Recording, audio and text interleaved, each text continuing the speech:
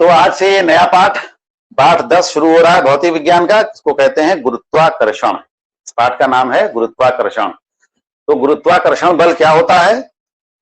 ये एक प्रकार का आकर्षण बल होता है इस ब्रह्मांड में। ब्रह्मांड का मतलब केवल पृथ्वी पर नहीं, पृथ्वी के बाहर भी, इस पूरे ब्रह्मांड में प्रत्येक वस्तु दूसरी वस्तु पर एक बल लगाती है, उसको अपनी ओर खींचने का प्रयास करती है। कोई भी दो वस्तुएं होंगी इस ब्रह्मांड में, पूरी पृथ्वी सहित इस ब्रह्मांड पर में जितनी भी वस्तुएं हैं, वो सभी वस्तुएं एक दूसरे को अपनी ओर आकर्षित करती हैं। तो यानी उन पर एक प्रकार का आकर्षण बल लगता है वस्तुओं पर।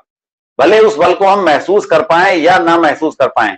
जैसे मान लें कि हम ये एक लकड़ी का गुटका है, इसको हम अपने सामने रखे हैं, तो ये लकड़ी का गुटका हमको आकर्षित कर रहा है और हम लकड़ी के गुटके को आकर्षित कर रहे हैं। यानी दोनों वस्तुएं जो है एक दूसरे को आकर्षित कर रही हैं। कोई भी दो वस्तुएं अगर रखी हुई हैं कहीं पर, चाहे जितनी दूरी पर रखी हो, कहीं भी रखी हो, तो वो उन दोनों वस्तुओं के बीच में कोई ना कोई आकर्षण बल एक रहता है। इसी आकर्षण बल को हम कहते हैं गुरुत्वाकर्षण। आई बात समझ में? ब्रह्मांड की प्रत्येक दो वस्तुओं के बीच, कोई भी दो वस्तुएं ले लें हम, अगर दो से ज्यादा रखी हैं तो उन सभी के बीच में भी बल लग रहा होगा, हर वस्तु के साथ। यानी कम से कम दो वस्तुएं तो होनी ही चाहिए जिनके बीच में आकर्षण बल लगेगा। तो ब्रह्मांड में स्थित किन्हीं भी दो वस्तुओं के बीच एक प्रकार का आकर्षण बल लगता है और इस बल को हम कहते हैं गुरुत्वाकर्षण। यानी जैसे मान लो एक पिंड ये है, एक पिंड ये है, ठीक? तो ये पिंड क्या कर रहा है? इसको अपनी ओर खींचने का प्रयास कर रहा है, और ये पिंड क्या कर रहा है? इसको अपनी ओर खींचने का प्रयास कर रहा है। खींच पा रहा है कि नहीं इसका कोई मतलब नहीं। खींच पा रहा है तो भी ठीक, नहीं खींच पा रहा है तो भी ठीक, लेकिन एक ना एक बल यहां पर इन दोनों के बीच में कार्य कर रहा है, ये निश्चित है। इन दोनों वस्तुओं के बीच एक ना एक प्रकार का बल कार्य कर रहा है और इसी आकर्षण बल को हम कहते हैं गुरुत्वाकर्षण बल या गुरुत्वाकर्षण। केवल इसी बल को कहते हैं गुरुत्वाकर्षण। आई बात समझ में? तो कोई भी वस्तु होगी। तुमने इससे पहले एक और चीज पढ़ी होगी। अगर हम तुमसे पूछते हैं कि गुरुत्वाकर्षण बल किसे कहते हैं, तुम कहोगे कि पृथ्वी सभी वस्तुओं को अपनी ओर खींचती है, तो इसको हम गुरुत्वाकर्षण बल कहते हैं। उसको गुरुत्वाकर्षण नहीं कहते। यहां पर थोड़ा सा अंतर है। क्या अंतर है? कि यहां पर हमने तुमको अभी बताया कि ब्रह्मांड में स्थित प्रत्येक किन्हीं भी दो वस्तुओं के बीच में, ब्रह्मांड में स्थित किन्हीं भी दो वस्तुओं के बीच में बल लग रहा है। जैसे हमने बताया भी कि एक वस्तु ये है, एक वस्तु ये है, तो इनके बीच में एक प्रकार का बल कार्य कर रहा है। इस बल को हम कहते हैं गुरुत्वाकर्षण। लेकिन अगर इन दोनों वस्तुओं में से एक वस्तु अगर पृथ्वी है, एक वस्तु क्या है? पृथ्वी है। अगर हम इसको मान लें कि ये क्या है? पृथ्वी है, और ये कोई दूसरी वस्तु है, तो अब इस पृथ्वी और इस वस्तु के बीच में जो बल लगेगा उसको हम कहते हैं गुरुत्व बल। उसको गुरुत्वाकर्षण नहीं, उसको हम कहते हैं गुरुत्व बल या केवल गुरुत्व। इसको अंग्रेजी में कहते हैं ग्रेविटी। इसको कहते हैं ग्रेविटी। तो गुरुत्व बल और गुरुत्वाकर्षण बल में फर्क होता है। इन्हीं भी दो वस्तुओं के बीच लगने वाले बल को हम कहते हैं गुरुत्वाकर्षण, और पृथ्वी तथा किसी अन्य वस्तु के बीच लगने वाले बल को हम कहते हैं गुरुत्व बल। आई बात समझ में? पार्थ, ये बात समझ में आई? सर जी। गुरुत्व किसे कहते हैं और गुरुत्वाकर्षण बल किसे कहते हैं, ये बात समझ में आई? जैसे कि अब ये एक डस्टर है, ये एक लकड़ी का टुकड़ा है। इन दोनों के बीच, इन दोनों को हमने यहां पर रखा हुआ है, तो इन दोनों के बीच एक बल कार्य कर रहा है, एक आकर्षण बल लग रहा है। इस आकर्षण बल को हम क्या कहेंगे? इस बल को हम क्या कहेंगे? गुरुत्वाकर्षण। इसको कहेंगे हम गुरुत्वाकर्षण, गुरुत्व नहीं, इसको कहेंगे हम गुरुत्वाकर्षण। लेकिन अगर हम ये मान लें कि इनमें से एक वस्तु पृथ्वी है, मान लें कि ये पृथ्वी है और ये कोई वस्तु है, तो जब हम इसको यहां नीचे छोड़ देंगे तो क्या होगा? पृथ्वी इसको अपनी ओर खींच लेगी। तो क्या होगा? तब अगर ये पृथ्वी है तो ही इसको खींच पाएगी, अगर पृथ्वी नहीं है तो नहीं खींच पाएगी, क्योंकि पृथ्वी का आकर्षण बल अलग होता है। ब्रह्मांड में और भी जो ग्रह हैं सबका आकर्षण बल अपना अपना अलग होता है। तो अगर एक वस्तु पृथ्वी है तो पृथ्वी जिस बल से अपनी ओर खींचेगी उस बल को हम कहेंगे गुरुत्व बल। उसको गुरुत्वाकर्षण नहीं कहेंगे। गुरुत्वाकर्षण तो इन्हीं भी दो वस्तुओं के बीच लग रहा है। पृथ्वी पर भी कोई दो वस्तुएं रखी हुई हैं तो उन पर भी बल लग रहा है। जैसे कमरे में तुम्हारी एक मेज रखी है, अलमारी रखी है, तो मेज और अलमारी के बीच में भी एक आकर्षण बल लग रहा है। कुर्सी मेज रखी है तो कुर्सी और मेज के बीच में भी आकर्षण बल लग रहा है, तो कुर्सी और मेज के बीच लगने वाले आकर्षण बल को हम कहेंगे गुरुत्वाकर्षण। लेकिन अगर कुर्सी और जमीन पृथ्वी के बीच, कुर्सी और पृथ्वी के बीच जो आकर्षण बल लग रहा होगा उसको हम कहेंगे गुरुत्व बल। गुरुत्व, ये बात समझ में आई? पृथ्वी से फिर से ध्यान रखो। जैसे तुम्हारे जमीन पर दो चीजें रखी हुई है, एक मेज रखी है और एक साइकिल खड़ी है मान लो, तो मेज और साइकिल के बीच जो बल लग रहा है उसको हम कहेंगे गुरुत्वाकर्षण। मेज और साइकिल के बीच जो बल लग रहा है उसको हम कहेंगे गुरुत्वाकर्षण। लेकिन मेज और पृथ्वी के बीच जो बल लग रहा है तो उसको हम कहेंगे गुरुत्व बल। अगर मेज को थोड़ा ऊपर उठा के छोड़ दे तो क्या होगा, मेज नीचे आ जाएगी। किस बल के कारण नीचे आ गई? वो होगा गुरुत्व बल। गुरुत्वाकर्षण। और मेज और साइकिल के बीच में जो बल लग रहा है उसको हम कहेंगे गुरुत्वाकर्षण। किन्हीं भी दो वस्तुओं के बीच लगने वाले बल को हम कहते हैं गुरुत्वाकर्षण। और पृथ्वी तथा एक वस्तु के बीच लगने वाले बल को कहते हैं गुरुत्व बल। तो अब उम्मीद है कि गुरुत्वाकर्षण और गुरुत्व बल ठीक से समझ में आ गया ललित? यस सर, समझ में आ गया। गुरुत्वाकर्षण जिसे कहते हैं। समझ में आया? जैसे क्लास में तुम बैठे हो, क्लास में तुम 2-3 बच्चे बैठे हुए आसपास, तो सभी एक दूसरे को आकर्षित कर रहे हो, सभी के बीच में आकर्षण बल लग रहा है। जैसे अक्षयपाल और ललित अगल बगल बैठे हैं तो अक्षयपाल ललित को आकर्षित कर रहे हैं और ललित जो है अक्षयपाल को आकर्षित कर रहे हैं, तो ये बल कौन सा होगा? गुरुत्वाकर्षण। ठीक। लेकिन ललित के और पृथ्वी के बीच में जो बल लग रहा है उसको हम कहेंगे गुरुत्व बल। तो गुरुत्वाकर्षण और गुरुत्व ये दोनों अलग अलग चीजें हैं, इन दोनों में फर्क है। आगे बात समझ में क्या फर्क है? गुरुत्व बल में एक बात जरूरी है कि गुरुत्व बल के लिए एक वस्तु जो है वो पृथ्वी होनी जरूरी है। एक वस्तु क्या होगी? पृथ्वी होगी। एक वस्तु क्या होगी? पृथ्वी होगी। दूसरी वस्तु कोई भी हो सकती है। लेकिन गुरुत्वाकर्षण में पृथ्वी होना जरूरी नहीं है। गुरुत्वाकर्षण में कोई भी दो वस्तुएं हो सकती है। आई बात समझ में? तो गुरुत्वाकर्षण बल कहते हैं, गुरुत्वाकर्षण कहते हैं। तो अब जैसे हम मान लेते हैं एक वस्तु ये है ए और इस वस्तु का द्रव्यमान है m, कैपिटल M। हमने माना कि कोई वस्तु ये है, क्या है? A। इसका द्रव्यमान कितना है? m। दूसरी वस्तु क्या है? B। अब ये उससे छोटी दिख रही तो इसका द्रव्यमान कुछ अलग होगा, तो इसका द्रव्यमान को हम मान लेते हैं स्मॉल m। m ही मानेंगे, लेकिन हमने डिफरेंस करने के लिए क्या किया? एक को कैपिटल M मान लिया, दूसरे को स्मॉल m मान लिया। हम इसको ये भी मान सकते थे, इसको हम M1 कह देते, इसको M2 कह देते, ये भी कह सकते थे, इसमें कोई दिक्कत नहीं। चाहे हम इसको कैपिटल M और स्मॉल m कह दें। मेन बात यह है कि हमको इनके दोनों द्रव्यमानों को अलग अलग दिखाना है, तो इसलिए हमने क्या किया? एक को कैपिटल M मान लिया और दूसरे को स्मॉल m मान लिया। तो अब हम जो तुमको अगला नियम बता रहे हैं वो है न्यूटन का गुरुत्वाकर्षण नियम। न्यूटन का सार्वत्रिक गुरुत्वाकर्षण नियम इसको कहते हैं। पहले तुमको बताया गुरुत्वाकर्षण क्या होता है, अब क्या है? न्यूटन का सार्वत्रिक गुरुत्वाकर्षण नियम। न्यूटन ने क्या नियम बताया था? न्यूटन का सार्वत्रिक गुरुत्वाकर्षण नियम। ये नियम क्या कहता है कि इन दोनों वस्तुओं के बीच जो लगने वाला बल होता है, इन दोनों वस्तुओं के बीच लगने वाला जो बल होता है वो इन दोनों वस्तुओं के द्रव्यमानों के गुणनफल के समानुपाती होता है। यानी इस वस्तु के द्वारा इस वस्तु का द्रव्यमान और इस वस्तु का द्रव्यमान, इन दोनों के द्रव्यमानों का गुणनफल निकालें हम, तो इन द्रव्यमानों के गुणनफल का क्या होगा? वो बल समानुपाती होगा। समानुपाती का मतलब क्या होता है जानते हो? इसको ऐसे समानुपाती का चिन्ह ऐसे बनाया जाता है, F समानुपाती होगा कैपिटल M गुणे स्मॉल m। अभी हमने आधा नियम बताया कि जो इन दोनों वस्तुओं के बीच जो बल लग रहा है वो बल जो होता है वो इन दोनों वस्तुओं के द्रव्यमानों के गुणनफल का समानुपाती होता है। समानुपाती का मतलब यह है कि अगर इधर की तरफ इसका मान हम बढ़ाते हैं किसी एक चीज का, तो बल का मान भी बढ़ जाएगा अपने आप। अगर हम इधर किसी चीज का मान घटाते हैं तो बल का मान भी घट जाएगा। यानी जो क्रिया हम इधर करेंगे वही क्रिया इधर अपने आप हो जाएगी। यानी अगर ये बढ़ेगा तो बल बढ़ेगा, ये घटेगा तो बल भी घटेगा।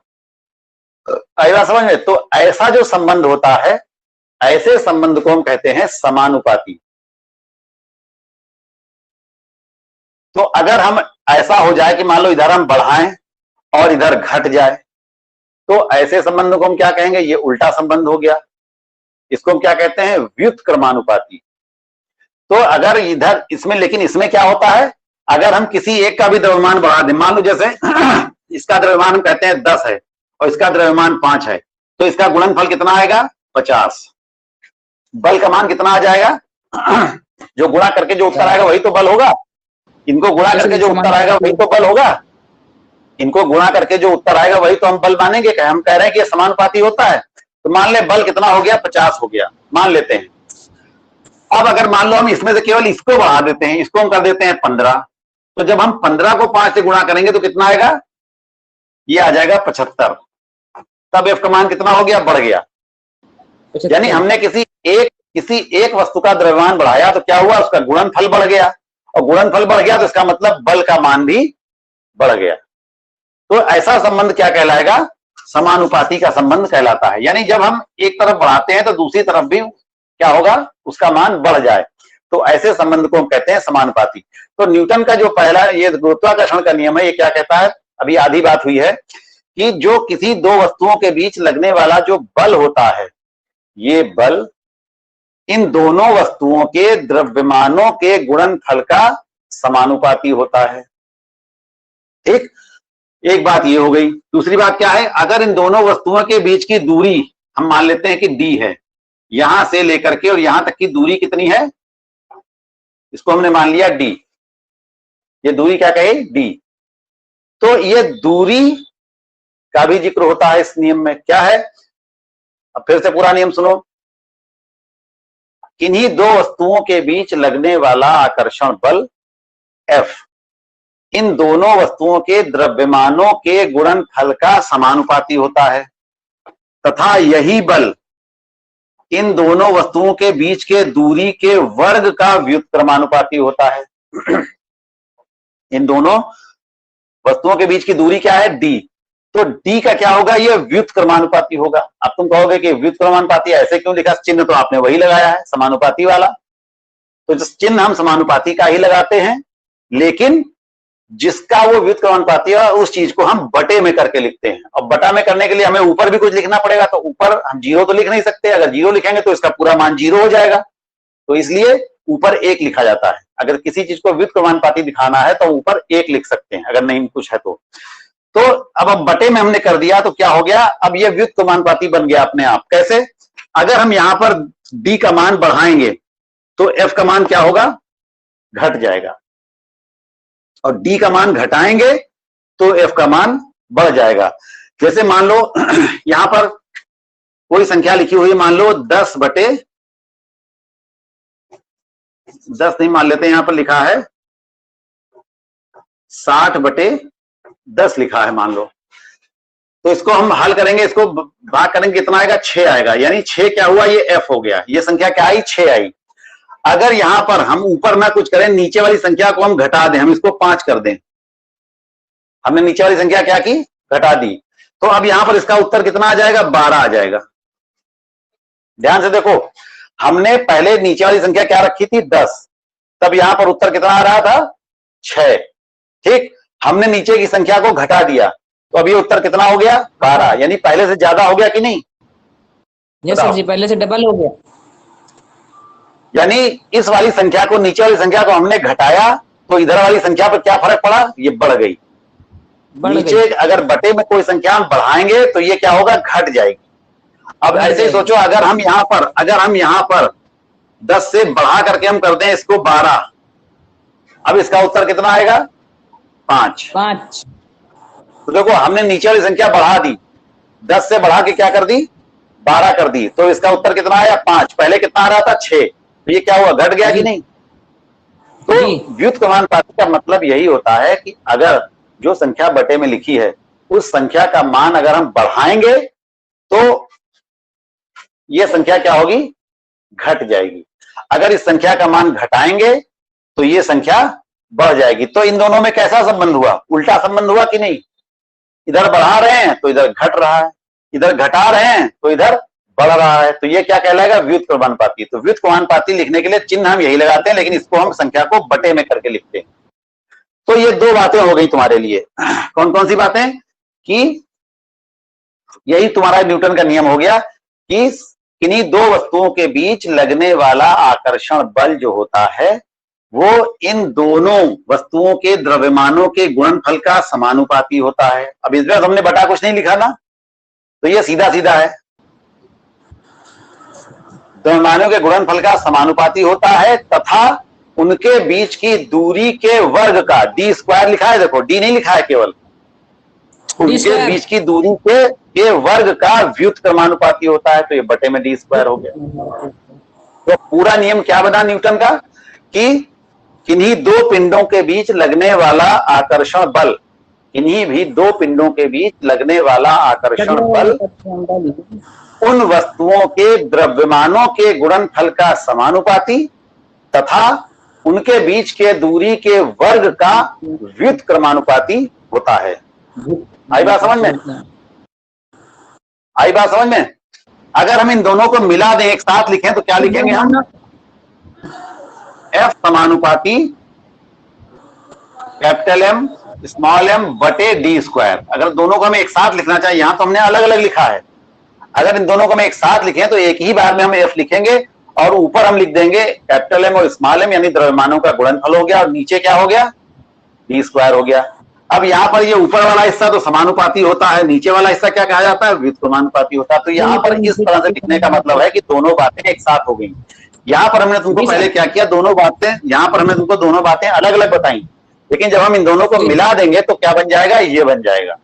ठीक, अब इसका सूत्र बनाने के लिए हम क्या करते हैं कि एफ यहां पर जब समानुपाती का चिन्ह हटाते हैं और बराबर का चिन्ह लगाते हैं तो यहां पर हमें किसी एक निश्चित संख्या से गुणा करना पड़ता है, नियतांक से गुणा करना पड़ता है। उस नियतांक को यहां पर माना गया है जी, क्योंकि ये ग्रेविटेशन से संबंधित नियतांक है, इसलिए इसका नाम रख दिया गया जी। अब कुछ ना कुछ तो नाम रखना ही था।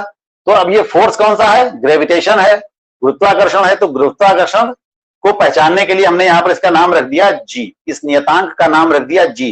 तो अब यह सूत्र बन गया तुम्हारा जी एम स्मॉल एम बटे डी स्क्वायर। तो ये सूत्र जो है तुम्हारा न्यूटन के नियम के हिसाब से ये सूत्र बन गया, और ये सूत्र बहुत ही इंपॉर्टेंट है। इस सूत्र के हिसाब से तुमको भी आगे सवाल लगाने होंगे इसी चैप्टर में, जो आंकिक प्रश्न होंगे उसमें इस सूत्र का इस्तेमाल करते हुए तुमको कई सवाल लगाने होंगे। तो इतना समझ में आया, बताओ। जी सर। एक बार फिर से सुन लो, हमने क्या कहा कि बल जो होता है वो समानुपाती होता है दोनों के द्रव्यमानों के गुणनफल के, और यही बल जो होता है वो किसके व्युत्क्रमानुपाती होता है, डी के वर्ग के, यानी दूरी के वर्ग के। हाँ, दोनों को मिला दें तो क्या बन जाता है, एफ समानुपाती कैपिटल एम स्मॉल एम बटे डी स्क्वायर, ये बन गया दोनों को मिलाने पर। ठीक, तो जब समानुपाती का चिन्ह हटाएंगे तो यहां पर एक नियतांक से गुणा करेंगे तो ये बन जाएगा G capital M small M बटे डी स्क्वायर। तो ये तुम्हारा सूत्र बन गया न्यूटन के नियम का। तो न्यूटन का नियम क्या हुआ, फिर से एक बार रिपीट करो, कि किन्हीं भी दो वस्तुओं के बीच लगने वाला आकर्षण बल उन दोनों वस्तुओं के द्रव्यमानों के गुणनफल के समानुपाती होता है तथा उनके बीच की दूरी के वर्ग का व्युत्क्रमानुपाती होता है। क्रमानुपाती। ठीक, ये समझ में आ गया। तो अब यहां पर अगर हमें जी का मान निकालना हो तो क्या, कैसे निकालेंगे हम, देखो जब जी का मान निकालना होगा तो क्या होगा, डी तिरछी गुणा करेंगे गणित के हिसाब से, तो क्या होगा, डी इधर आ जाएगा, तिरछी गुणा करेंगे तो डी ऊपर आ जाएगा, यानी ये हो जाएगा एफ गुणे डी स्क्वायर। ये बराबर हो जाएगा जी कैपिटल एम और स्मॉल एम। देखो बोला कम करो जरा, सुना करो पहले ज्यादा। डी बराबर ये ऊपर आ जाएगा, तो ये ऊपर आ जाएगा तो यहां कुछ नहीं बचेगा फिर, ठीक है। एक बचेगा, अगर बचाना भी होगा, लिखना भी पड़ा तो एक लिखा जाएगा। अब ऊपर वाली संख्या केवल इधर बचेगी, ठीक। डी इधर आ गया, यहाँ ऊपर एफ के साथ में गुणा हो गया, ठीक।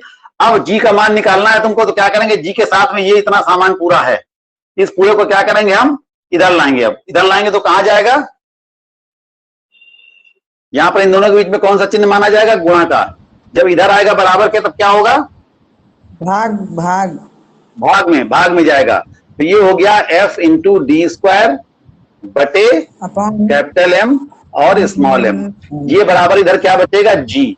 यानी अगर जी का मान हमें निकालना होगा तो हम क्या करेंगे, एफ इंटू डी स्क्वायर बटे capital M upon small M. तो इस तरीके से अगर हम जी का मान निकालते हैं, तो जी का मान निश्चित निकाला गया है विभिन्न विधियों के द्वारा। तो जी का मान क्या होता है, ये तुम्हें याद रखना है हमेशा, क्योंकि ये मान बदलता नहीं। हमने क्या बताया था कि जी क्या है, एक नियतांक है। नियतांक का मतलब है नियत अंक, नियत मतलब निश्चित, एक निश्चित अंक है जो बदलेगा नहीं। तो इस जी का मान कितना होता है, 6.67 गुणे 10 की घात -11 न्यूटन मीटर स्क्वायर प्रति किलोग्राम स्क्वायर। ये इसका मान होता है 6.67 गुणे। ये मान तुमको रट लेना है, बिल्कुल याद कर लेना है। एक नंबर का ये सवाल पूछा जाता है कि और इसी जी को हम कहते हैं सार्वत्रिक गुरुत्वाकर्षण नियतांक। इस जी को हम क्या कहते हैं, सार्वत्रिक। सार्वत्रिक मतलब सब जगह, सभी जगह यही नियतांक होगा, ये बदलेगा नहीं, जगह बदलने पर बदलेगा नहीं। सार्वत्रिक का मतलब अंग्रेजी में कहते हैं इसको यूनिवर्सल। यूनिवर्सल मतलब जो सब जगह पर एक जैसी हो। सार्वत्रिक गुरुत्वाकर्षण क्या कहते हैं इसको, गुरुत्वाकर्षण नियतांक। नियतांक मतलब ये निश्चित अंक है, ये बदलेगा नहीं कहीं पर। तो इस जी को हम क्या कहते हैं, सार्वत्रिक गुरुत्वाकर्षण नियतांक कहते हैं। और इस जी का मान कितना होता है, 6.67 गुणे 10 की घात -11। ठीक, आई बात समझ में। तो ये चीज तुमको याद रखनी है कि जी का मान कितना, कैपिटल जी का मान कितना होता है, क्योंकि एक स्मॉल जी भी होता है, अभी आगे बताएंगे। तो कैपिटल जी का मान कितना होता है बताओ, 6.67 गुणे 10 की घात -11। इसका मात्रक कैसे निकाला गया, देखो जी हमने कैसे निकाला था, एफ इंटू डी स्क्वायर बटे कैपिटल एम और स्मॉल एम। इसका मात्रक कैसे लिखेंगे, इसका मात्रक कैसे निकालेंगे, हाँ डी स्क्वायर। तो देखो इसका मात्रक हम कैसे निकालेंगे, एफ क्या है, बल, बल का मात्रक क्या होता है, न्यूटन। ठीक, ये क्या है, डी क्या है, दूरी, दूरी का मात्रक क्या होता है, मीटर। तो यहां पर क्या है, दूरी का स्क्वायर, तो क्या हो जाएगा, मीटर का स्क्वायर।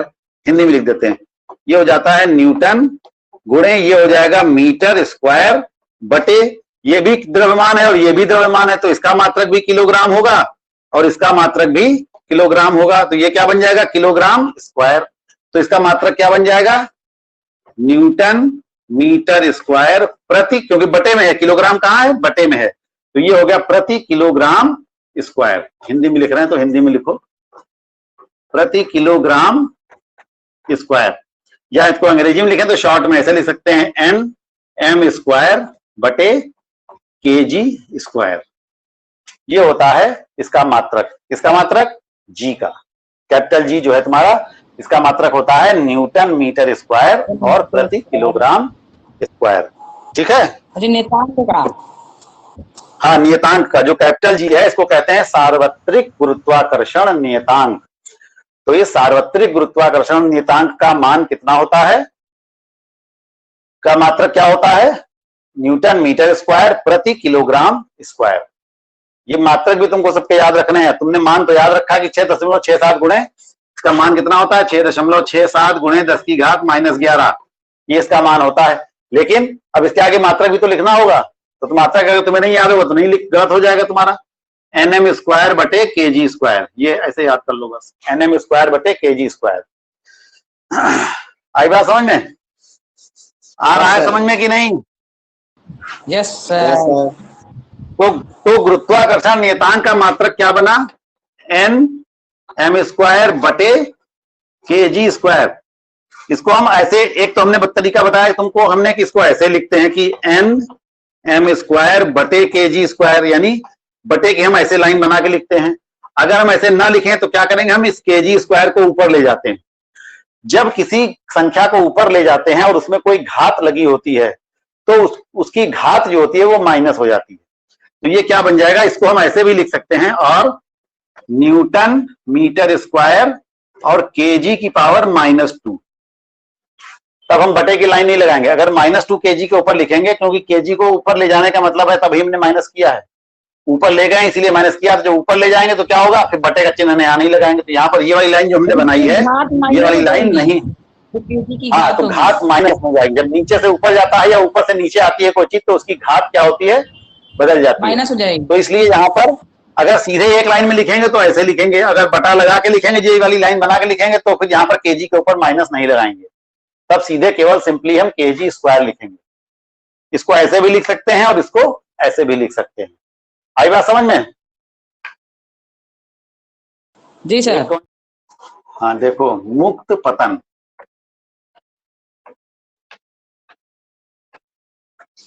मुक्त का मतलब क्या होता है, फ्री, और पतन का मतलब क्या होता है, फाल, फ्री फॉल। फ्री फॉल का मतलब क्या है, मुक्त रूप से, पतन माने गिरना, फॉल मतलब गिरना। मुक्त रूप से कोई चीज गिर रही है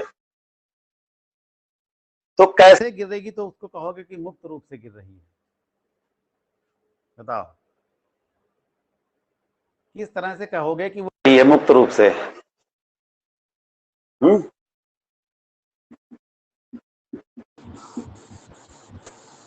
सर जी, कैसे किसी चीज को मुक्त रूप से कैसे गिराओगे, ये बताओ। किसी वस्तु को मुक्त रूप से फ्रीली कैसे गिराओगे, गिराना है तो जी छोड़ देंगे हाथ से। ये हम चौक पकड़े हाथ में, इसको छोड़ दिया, कहाँ गिरी, नीचे, नीचे गिर गई, नीचे गिर गई। जैसा तो इस क्रिया को ही हम कहेंगे मुक्त पतन, क्योंकि जब हमने इसको पकड़े हैं तब, जब तक हम इसको पकड़े हैं तब तक ये मुक्त नहीं है। जब तक हम इसको पकड़े हैं तब तक ये मुक्त नहीं है। जब हम इसको छोड़ देंगे तो क्या ये यहीं पर टिकी रहेगी? नहीं सर, नीचे गिर जाएगी। नहीं टिकी रहेगी, नीचे गिर जाएगी। तो इस गिरने की क्रिया को हम कहेंगे मुक्त पतन। क्या जब वो गिरेगी तो उसको हम रास्ते में कहीं रोक सकते हैं, चाहे बीच में काम कहीं यहीं पर टंग जाए, वो हवा में तो टंग जाएगी ऐसे? नो सर, नहीं। ऐसा हो सकता है कि जैसे यहां से गिरनी शुरू हुई और यहां तक आई फिर रुक गई, ऐसा हो सकता है? नहीं, नहीं हो सकता है, क्योंकि अगर हम यहां से छोड़ेंगे तो कहां तक जाएगी वो? नीचे जमीन तक। पे। नीचे जमीन तक जाएगी, जहां पर जमीन से टकराएगी, जहां पर भी उसको टकराना होगा। अगर हम बीच में कोई वस्तु लगा दे तो वहीं पर टकरा कर रुक जाएगी। अगर हम हाथ लगा देते हैं बीच में तो हाथ पे रुक जाएगी। अगर हाथ नहीं होगा तो जमीन पे जाके गिर जाएगी, नहीं जमीन पे रुकेगी जाकर के सीधे। यानी क्या होगा कि जब हम किसी वस्तु को छोड़ देते हैं तो क्या होता है, वो नीचे की ओर फ्री गिरती है, बिल्कुल बिना किसी दबाव के, बिना किसी बल के, बिना किसी रोक टोक के गिरती है वो। और नीचे ही क्यों गिरती है, अब बताओ। अगर हम इसको छोड़ देते हैं ऊपर क्यों नहीं चली जाती है, नीचे ही क्यों गिरती है? सर जी क्योंकि गुरुत्व बल लग रहा है सर जी। हाँ, गुरुत्व के कारण, क्योंकि देखो अब एक वस्तु ये हो गई, एक वस्तु ये हो गई, दूसरी वस्तु क्या हो गई, पृथ्वी हो गई। तो पृथ्वी ने उसको अपनी ओर खींच लिया, पृथ्वी ने उसको क्या किया, अपनी ओर खींच लिया। तो गुरुत्व बल के कारण वो नीचे की ओर गिरती है। यानी जब भी मुक्त पतन होता है, जब भी कोई मुक्त पतन होता है, यानी वो वस्तु ऊपर से नीचे गिर रही है, तब भी उस समय उस पर एक बल तो कम से कम कार्य कर ही रहा है, एक बल तो उसके ऊपर कार्य कर ही रहा है। वो बल कौन सा है, वो बल कौन सा है, गुरुत्व बल। गुरुत्व बल के कारण वो नीचे की ओर आ रही है। अच्छा अब ये बताओ, हाँ आकर्षण, वही गुरुत्व का बल जो है, वो जो पृथ्वी अपनी ओर खींच रही है, उसी को जो गुरुत्व है, ग्रेविटी है, उस पूरे ग्रेविटी के कारण वो जो है नीचे की ओर आ रही है। यानी उस पर केवल और केवल एक ही बल लग रहा है और कोई दूसरा बल नहीं लग रहा है, नहीं लग रहा। अच्छा अब अगर कोई वस्तु ऊपर से नीचे गिर रही है, हम चाहें कि यह वस्तु सीधे ना गिरे, ऐसे मुड़ के जाके गिरे, ऐसा हो सकता है? नहीं हो सकता। अगर हम उसको गिराएंगे तो सीधे हमारे हाथ पे ही गिरेगी ना? जी सर, जी सर। हाथ पे गिर के हाथ पे आकर के रुक जाएगी यहाँ पर, क्योंकि बीच में हमने हाथ लगा दिया, नहीं हाथ लगाते तो जमीन तक जाती वो नीचे। तो अगर हम चाहें कि हम यहाँ अगर हम ये चाहें कि इसको हम यहाँ से छोड़ें और ये हाथ पिना करके उधर बगल में गिरे जा करके, ऐसा हो सकता है? नहीं सर। हाथ हमारे हाथ पे ना आए। ये हो सकता है कि हाथ पे टकराने के बाद उछल के कहीं इधर उधर चली जाए, वो बात की बात है, लेकिन जब तक वो हाथ पे नहीं आएगी उसके बाद ही इधर उधर जाएगी, उछल जाएगी तो। लेकिन अगर पहले जो गिरेगी वो कहां गिरेगी? हाथ पे ही सीधे गिरेगी। यानी हम बीच रास्ते में उसकी दिशा बदल सकते हैं? बताओ, बीच रास्ते में उसकी दिशा बदली जा सकती है? नहीं बदल सकते हैं। अगर हमने उसको ऊपर से छोड़ दिया है तो वो पहली बार तो सीधे नीचे ही जाएगी, बीच में कहीं नहीं रुकेगी, न तो रुकेगी और ना ही अपनी दिशा बदलेगी। उसकी दिशा सदैव किधर होगी? अगर किसी वस्तु को ऊपर से छोड़ रहे हैं यहाँ पर जमीन, तो वो सदैव कहाँ गिरेगी? नीचे की ओर ही आएगी। ऐसा नहीं होगा कि ये वस्तु ऐसे ऐसे ऐसे तिरछी चली जाए, ऐसा नहीं होगा, या इधर की ओर चली जाए, ऐसा नहीं होगा। वो वस्तु कहाँ गिरेगी? एकदम सीधे नीचे की ओर ही गिरेगी। यानी उसकी दिशा क्या है? उसकी दिशा बिल्कुल निश्चित है। उसकी दिशा में कोई परिवर्तन नहीं किया जा सकता। वो सदैव कहाँ गिरेगी? नीचे की ओर ही गिरेगी। यानी उसकी दिशा जो होती है वो निश्चित होती है। साथ ही साथ जब हमने इस वस्तु को यहां पर छोड़ा था, ध्यान से सुनना, इस वस्तु को यहां पर छोड़ा था तो तब क्या हुआ था? इस वस्तु का वेग कितना था? अभी ये वस्तु हमारे हाथ में है, इसका वेग कितना है? तो जी शून्य है, क्योंकि अभी रुकी हुई है ये वस्तु। जब हम छोड़ेंगे तभी गिरना शुरू करेगी ना, जब हम छोड़ेंगे तभी गिरना शुरू करेगी। यानी इस स्थान पर इसका वेग कितना है? 0 है। इसका वेग क्या है? 0 है। लेकिन जब यही वस्तु जमीन से टकराएगी उस समय इसका वेग क्या होगा? इसका वेग होगा या नहीं होगा? या तब भी 0 होगा सर जी, वेग तब भी होगा। उसका वेग तब उसका वेग 0 होगा या उससे ज्यादा होगा? उससे ज्यादा होगा, 0 से ज्यादा होगा। उससे ज्यादा होगा। यानी यहाँ पर इसका वेग कुछ ना कुछ होगा। तो ये बाद वाला वेग होता है, ये पहले वाला, यानी ये क्या हो गया? u हो गया। तो u क्या होगा? 0 होगा। यहाँ पर वेग क्या होगा? कुछ ना कुछ होगा। 0 नहीं होगा, 0 से बढ़ के ही कोई बड़ी गिनती होगी। यानी जब कोई वस्तु गिरती है तो उसके वेग में परिवर्तन होता है। तो जब कोई वस्तु मुक्त रूप से गिरती है तो 3 बातें होती हैं। एक तो उसके ऊपर गुरुत्व बल लगता है, दूसरी बात उसकी दिशा निश्चित रहती है, उसकी दिशा जो होती है वो निश्चित रहती है, और तीसरा उस वस्तु के वेग में परिवर्तन होता है। उसका वेग क्या होता है? लगातार बढ़ता चला जाता है। यहाँ पर वेग 0 है, यहाँ पर कुछ और होगा, यहाँ पर कुछ और बढ़ जाएगा, यहाँ पर कुछ और बढ़ जाएगा। जैसे जैसे वो नीचे आती जाएगी उसका वेग बढ़ता जाएगा। उसके वेग में परिवर्तन होता जाएगा। ठीक, इतनी बात समझ में आई? तो इस प्रकार से गिरने को हम कहते हैं मुक्त पतन। मुक्त मतलब बिल्कुल फ्री गिर रही है, बिल्कुल उसके ऊपर कोई रोक टोक नहीं है, बिल्कुल फ्री फॉल हो रहा है, मुक्त रूप से गिर रही है एकदम। तो ऐसी इस प्रकार के गिरने को हम कहते हैं मुक्त पतन। तो ये चीज समझ में आई? Yes sir. जी सर। चलो ठीक है, बात इतना ही रखते हैं। अब इसके आगे फिर अभी कल पढ़ाएंगे, ठीक है? यस सर जी। Okay, bye bye.